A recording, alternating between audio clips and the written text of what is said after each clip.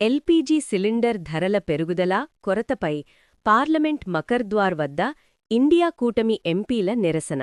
India కూటమి ఎంపీల ధర్నాలో పాల్గొన్న Bhuvanagiri Lok Sabha MP Chamala Kiran Kumar Reddy. LPG gas సిలిండర్ల కొరతపై ప్రధానమంత్రి మోదీ మాట్లాడటం లేదు. పశ్చిమాసియా దేశాల్లో జరుగుతున్న యుద్ధంపై పార్లమెంట్లో ఎందుకు చర్చ చేపట్టలేదు?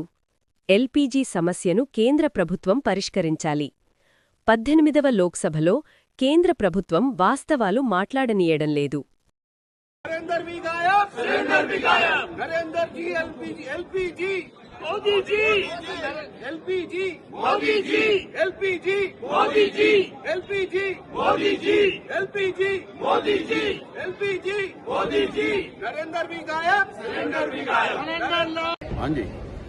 ఈరోజు ఇండియా అలయన్స్ కూటమిలో ఉన్నటువంటి పార్లమెంట్ సభ్యులందరూ కూడా మకర్ద్వార్ దగ్గర ఈరోజు ఎల్పీజీ సిలిండర్ ఏదైతే దేశంలో జరుగుతున్నటువంటి ఎల్పీజీ సిలిండర్లకు సంబంధించినటువంటి కొరత నరేందర్ మోడీ గారిని పార్లమెంట్లో వచ్చి పశ్చిమ ఏషియా దేశాలలో జరుగుతున్నటువంటి జియో పొలిటికల్ వార్ కండిషన్స్ మీద ఈ రోజు వరకు పార్లమెంట్లో చర్చ చేయలేదు.